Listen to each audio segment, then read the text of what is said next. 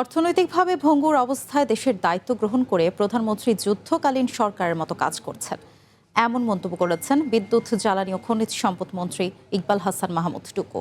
বগুড়ায় 5 জেলার উন্নয়ন প্রেক্ষিত শীর্ষক এক সেমিনারে প্রধান অতিথির বক্তব্যে তিনি এ মন্তব্য করেন। এ সময় তিনি আরও বলেন, দেশের ইতিহাস সবচেয়ে বেশি বিকৃত করেছে আওয়ামী লীগ সরকার।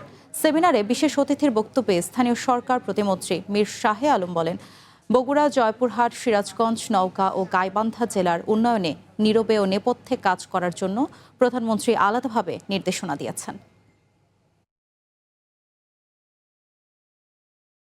আলাদাভাবে মাননীয় প্রধানমন্ত্রী আমাকে ব্যক্তিগতভাবে ডেকে অনুশাসন জারি করেছেন যে গোপনে এবং নেপথ্যে থেকে এই অঞ্চলের উন্নয়ন করবার জন্য যা যা করার প্রয়োজন আপনি করবেন। আমরা যে দেশটা পেয়েছি অর্থনৈতিক ভাগে একবারে ভঙ্গুর অবস্থা, সেই ভঙ্গুর অবস্থার মধ্যে আমাদের দায়িত্ব এসেছে, দায়িত্ব গ্রহণ করেছি। এই দায়িত্ব পালন করার জন্য আমাদের মাননীয় প্রধানমন্ত্রী যুদ্ধকালীন সরকার যেভাবে কাজ করে উনি সেভাবে কাজ করছেন।